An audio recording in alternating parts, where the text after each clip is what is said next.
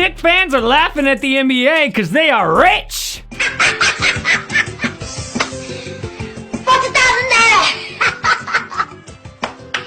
I'm rich. New York has the second most potential cap space at $47 million. Kyle Lowry wants a big deal? Come on down. Chris Paul? No problem. They could even afford to trade for a big star and not even gut the roster. The Knicks will have enough to beat Trae Young this time. But wait, it's actually not that simple. I said $47 million in potential cap space. To get there, they'd have to let go of Derrick Rose, Nerlens Noel, Reggie Bullock, and others. Do they really want to do that? This offseason actually isn't all fun for the Knicks, so it needs an entire video to explain what they need to do.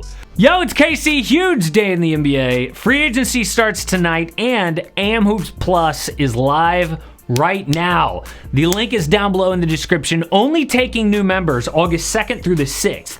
A short window so that I don't have to be talking about it on here all the time to people who aren't interested, but I promise if you're a member, it will let you have the most fun possible as an NBA fan, especially if you don't live in the United States. All right, let's go to the Knicks offseason basics. Cap space up to $47 million, as we said. Exceptions, the $4.9 million room mid-level exception. Needs, well, they need a point guard still. Depth at every position except for power forward. They need a star, a real star who won't wilt in the playoffs. Relevant free agents, Derrick Rose, Nerlens Noel, Reggie Bullock, and Alec Burks. Now, first up, how to spend all that money. So, D Rose, Nerlens Noel, all their free agents turned out to be key to last season. Rose didn't look like his old self, but he still balled out. In the playoffs, 23 points per game, 51% from the field, 50% from three. Are you kidding me? They needed it too because, as I alluded to, Julius Randle no-showed, and D Rose stepped up. Reggie Bullock was really good on defense, so was Nerlens Noel with the blocks. Third most blocks last year of anyone. And who could forget the Alec Burks playoff game? So, do you just let those guys go or pay them to stay? These 5 things that they could do make me go, Things that make you go, So these are the 5 different ways they could use the cap space. Number 1, use it to bring back the own guys. Number 2, swing for a big name free agent. Number 3, use it in a big time trade. Number 4, sign big but short deals. And number 5, steal the young guns. Now at the end of this video, I will explain what I think is the best option with all this money. But let's start with option number 2 that I listed, getting a big free agent, because that's the most exciting, right?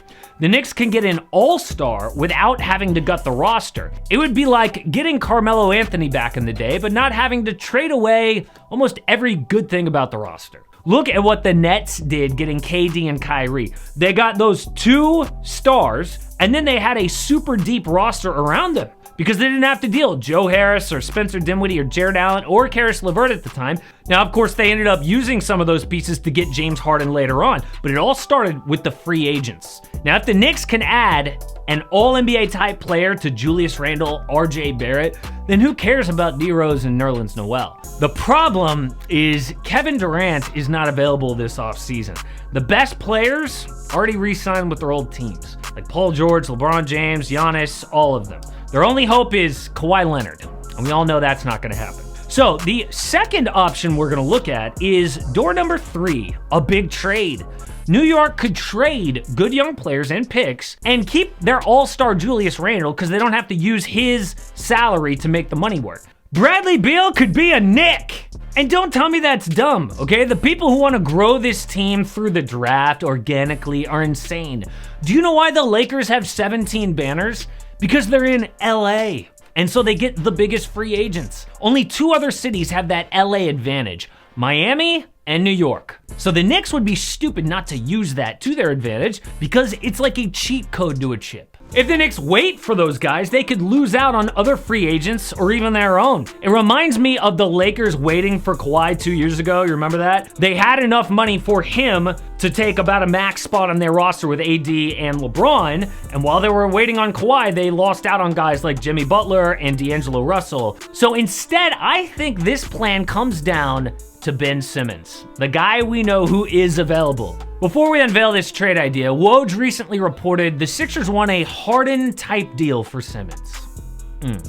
But in a trade, the Sixers will want a point guard back, which the Knicks don't have. So it has to be a 3-team deal, and that is the Knicks get Ben Simmons, the Lakers get George Hill, the Sixers get 2 sign-and trades, Dennis Schroeder and Derrick Rose, plus RJ Barrett, Quentin Grimes, and 2 first-round picks. A lot to break down here. So Philly gets 2 steady hands at point in Schroeder and D Rose. Dennis doesn't shoot threes great, I know, it's a problem, but Rose hit 50% in the postseason last year. RJ Barrett took a huge leap and upped his trade value. The Sixers also get the new rookie, Quentin Grimes. This is enough to make this deal happen. Knicks fans will hate giving up RJ Barrett for Ben Simmons, I know, but I think Simmons will rebound from getting embarrassed, and ultimately he's got a higher ceiling. The Lakers avoid losing Schroeder for nothing by getting George Hill back on an expiring contract, who is a fantastic vet for any contender.